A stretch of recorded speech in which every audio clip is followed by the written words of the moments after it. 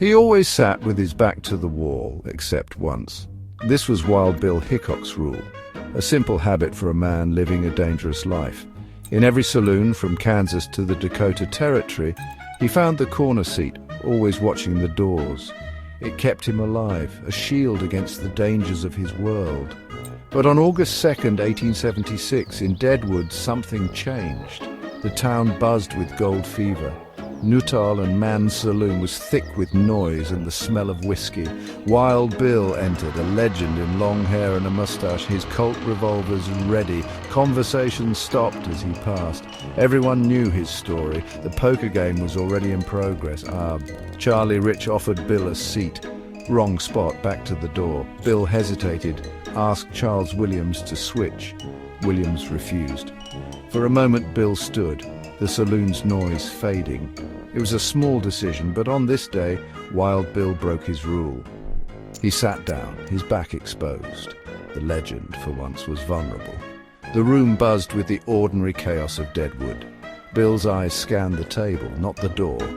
He was a man out of place, just for a moment. The future, as always, was a closed door. Even for Wild Bill, the game began, and fate waited just behind him.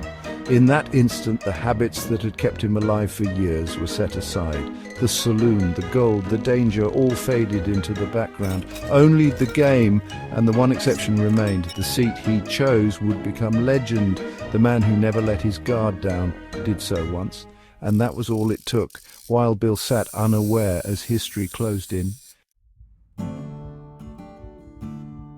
Wild Bill Hickok was more than a man. He was a legend.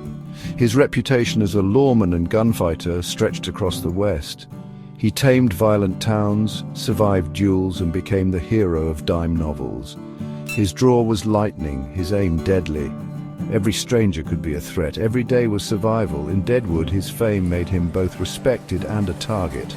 He came for gold, but found his place at the poker table, not in the mines. Bill read men as easily as cards, always alert, always cautious. His code was simple: never sit with his back to the door. Friends like Charlie Utter respected his vigilance. It wasn't paranoia, it was survival, but even legends slip. On that fateful afternoon, Bill broke his rule. The habits that kept him alive failed him once, and in Deadwood that was enough. The poker game unfolded as usual. Cards dealt, chips stacked, tension rising. Wild Bill joked, played, and watched his opponents, not the door. Jack McCall, a failed miner and bitter loser from the day before, entered the saloon. Bill had shown him kindness, but McCall resented it. McCall lingered at the bar, eyes fixed on Bill. The players focused on their hands, unaware of the threat. For the first time, Bill's attention was on the game, not his surroundings. The familiar saloon sounds faded into the background. The dealer passed a new hand. Bill picked up his cards. The betting began, chips clinking, tension thick. McCall finished his drink, then moved quietly behind Bill. No one noticed him. Just another face in the crowd. The game, the noise, the legend all converged in that moment. Bill's guard was down, his back exposed. The man who survived countless gunfights never saw the danger coming. The saloon, alive with noise, masked the approach of fate. McCall drew closer, unseen. The final hand was about to be dealt. Wild Bill looked at his cards, 2 black aces, 2 black eights. A strong hand, but soon to be infamous. The dead man's hand. At that table, it was just a chance at victory, but fate had other plans. As Bill considered his move, McCall stood behind him, revolver in hand. The other players were lost in their cards, unaware of the danger. McCall raised his gun, aiming at the back of Bill's head. The saloon's ordinary sounds, piano, laughter, clinking glasses, continued. Bill, the careful legend, was completely unaware. In that fragile piece, history was about to change. The cards in Bill's hand would become a symbol of bad luck and betrayal. The legend of the dead man's hand was born in that instant. Even with a winning hand, fate can deal the final blow. While Bill's luck had finally run out, Jack McCall pulled the trigger.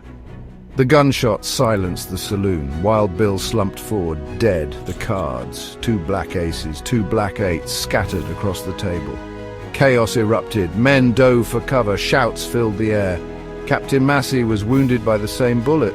McCall fled, shouting about revenge, a lie, a coward's excuse. He was caught, tried and acquitted by a miners' court, but later faced justice. The true motive for the murder remains a mystery. Was it spite, madness, or something more? Wild Bill Hickok, the Prince of Pistoliers, died with his back to the door. The dead man's hand became legend. In one careless moment, a legend fell, and the West was never the same.